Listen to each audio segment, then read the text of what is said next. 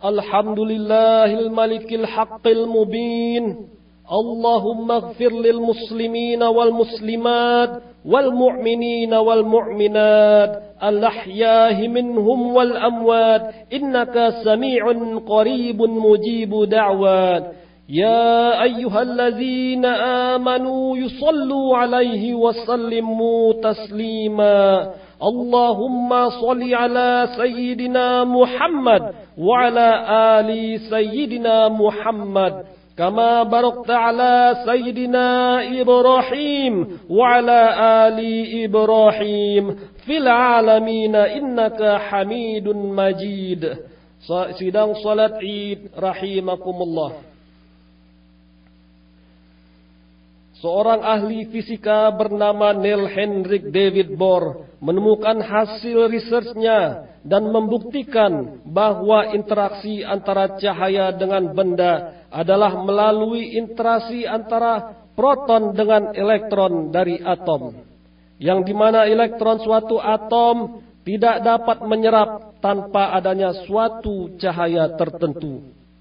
Dengan adanya suatu cahaya tertentu ini, dia akan dapat menyerap, menghimbas, beremisi ke foton, dan dapat turun naik mulai dari ground state sebagai tempat terendah sampai kepada orbit-orbit tertinggi, terus menerus.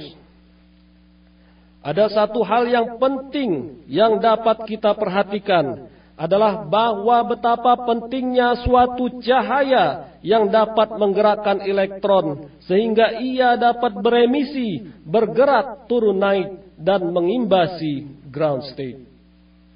Lantas pertanyaannya adalah, apa hubungannya ilmiah ini dengan Islam? 1427 tahun yang lalu, Nabi telah bersabda dengan sabdanya sebagai berikut. Islam itu adalah ilmiah, Islam itu adalah tinggi dan tidak ada yang melebihinya. Ahli fisika telah menyimpulkan bahwa betapa pentingnya sumber cahaya. Demikian dalam kehidupan kita ini, tanpa sumber cahaya, jasmani kita lambat laun akan mati. Begitulah juga dengan ruh kita ini, diperlukan suatu cahaya. Kalau tidak, sama saja seperti orang mati dan di akhirat nanti akan dikumpulkan bersama orang-orang yang buta hati. Bukanlah buta mata kepala mereka, tetapi buta mata hati yang di dalam dada mereka. Al-Hajj 46. Dalam kita bermunajat kehadirat Allah, sampai kita nanti kembali ke hadirat Allah Subhanahu wa Ta'ala, diperlukan suatu sumber cahaya yang juga berasal langsung dari Allah sendiri. Karena hanya cahaya Allah lah yang dapat kembali ke hadirat Allah.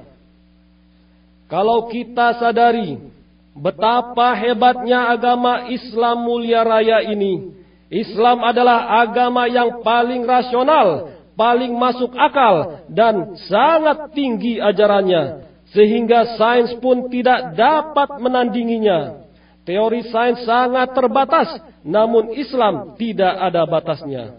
Makin digali, akan makin sadar betapa luasnya ilmu Allah dan betapa kecilnya ilmu yang telah diraih olehnya. Oleh karena itu, agama Islam tidak akan dapat dimengerti secara kafah tanpa mengamalkannya secara kafah. Pada sisi lain, kalau diperhatikan lagi sabda Nabi bahwa Islam adalah ilmiah, tentulah sepatutnya ilmiah menjadi sebagai titik pertemuan antara kedua pendapat, agar tidak ada perselisihan di antara satu sama lain. Karena kita ketahui bahwa dalam uraian ilmiah tidak ada perbedaan pendapat, yang ada adalah eksak. Tapi sayang 1000 sayang, manusia sekarang hidup di zaman teknologi yang dimana ilmiahnya sangat hebat, tapi manusianya tidak mau mengilmiahkan ajaran Islam. dipisahkannya antara Islam dengan ilmiah, sehingga banyaklah terjadi perselisihan di antaranya. Lagi-lagi di antara non-muslim, dan terjadilah pertengkaran antara keyakinanku dan keyakinanmu. Dari sini kita bisa melihat bahwa dalam zaman teknologi mutakhir yang dimana ilmiahnya makin hebat, namun Islam dijabarkannya seperti zaman jahiliyah. Ini adalah suatu pertanda bahwa kemajuan saintifik telah mengalahkan Islam karena manusianya yang tidak mau berpikir, hanya sekedar terpaku pada bunyi ayat. Sedangkan satu surah Al-Fatihah dengan Sayyidina Ali radhiyallahu dapat ditafsirkannya sampai 7 beban unta kitab. Kita bisa melihat orang yang beragama Islam, yang dimana manusianya pada sibuk vonis memvonis, fitnah memfitnah, dan saling bunuh membunuh. Menjadilah sorotan oleh dunia barat dan dicap sebagai agama yang tidak mau damai, yang dimana tidak ada kasih sayang di antaranya, tidak saling asih dan asuh, dan tidak ada kesatuan. Karena tidak ada kesatuan dengan Tuhan dalam dirinya, maka terjadilah keterpisahan antara satu sama yang lain. Kalau kita merujuk ke teori fisika, dikatakan bahwa cahaya sebenarnya terbagi 2, yaitu partikel dan frekuensi. Akan tetapi kedua ini berasal dari satu sumber, dan dia adalah satu.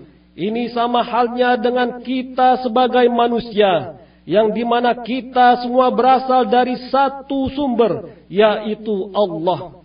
Diciptakan oleh Allah beraneka ragam dalam bentuk jasmaninya. Akan tetapi pada hakikatnya kita adalah satu ruh, kalau ditinjau dari segi frekuensi. Apabila kita memposisikan diri kita sebagai particles, tentulah kita akan melihat perbedaan dan keterpisahan di antara kita. Namun apabila kita berpindah dan memandang dari segi frekuensi, kita akan melihat persamaan dan kesatuan di antara kita. Oleh karena itu, marilah kita berhijrah dari arah negatif ke arah positif, agar kita dapat beresonansi atau berharmonis. Banyak orang yang beragama Islam, tapi pada hakikatnya belum lagi Islam. Sekali manusia menyadari bahwa dirinya sebagai orang Islam, maka seharusnya mulai saat itu pula ia menyerahkan seluruh zahir dan batinnya ke hadirat Allah Subhanahu wa taala secara total. Karena itulah arti daripada Islam yang sebenarnya. Kalau sudah menyerahkan dirinya secara total, maka seharusnya yang didapati adalah pola pikir yang murni atau positif. Semua manusia adalah sama dan sama-sama diciptakan dari sumber yang sama. Tidak ada yang berbeda di hadapan Allah terkecuali takwanya. Tidak ada yang benar di antaranya lain terkecuali benar pengabdiannya. Hanya satu-satunya cara untuk mendekatkan diri ke hadirat Allah Subhanahu wa taala yang maha positif adalah dengan menegatifkan hati di hadapan yang maha positif. Sebagai contoh adalah 2 besi berani. Apabila kedua ujung positif ini berhadapan, maka yang terjadi adalah keterpisahan. Namun sebaliknya, apabila yang bagian positif dihampiri dengan bagian yang negatif, maka yang terjadi adalah kesatuan. Ini sama halnya dengan kita bermunajat ke hadirat Allah Subhanahu wa taala. Dia adalah maha positif, maka kita harus menghampirinya dengan serba kenegatifan diri.